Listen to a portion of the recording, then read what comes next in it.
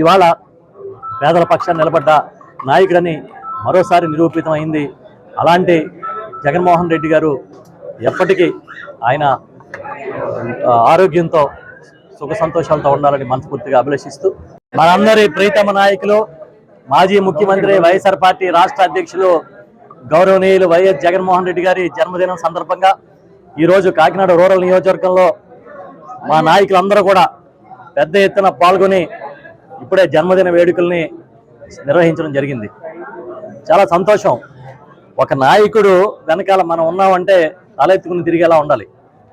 ఒక నాయకుడు వెనకాల ఉన్నామంటే ఒక ధైర్యం వెనకాల ఉన్నామనే ఫీలింగ్ రావాలి.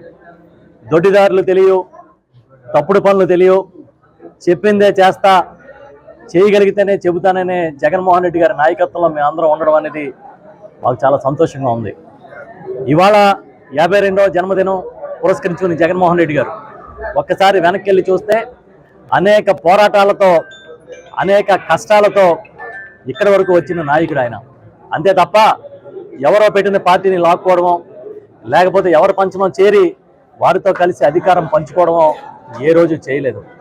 పూర్తిగా తన శక్తి సామర్థ్యాలతో తాను కేవలం ప్రజల పక్షాన్ని నిలబడి, పేదల పక్షాన నిలబడి నేనున్నాను మీకోసం అని ఒక నినాదంతో ముందుకొచ్చారు.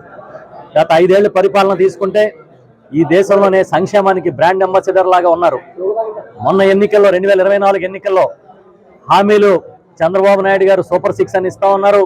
మనం కూడా హామీలు ఇవ్వాలని అన్నప్పుడు అలవిగాని హామీలు ఇవ్వలేను, అమలు చేయలేని హామీలు ఇవ్వలేను, నేను నిజాయితీతోనే ప్రజల ముందుకు వెళ్తామని చెప్పి ఓటమి ఎదురైనా పర్వాలేదని చాలా ధైర్యంగా నిలబడిన నాయకుడు ఎవరంటే జగన్మోహన్ రెడ్డి గారు.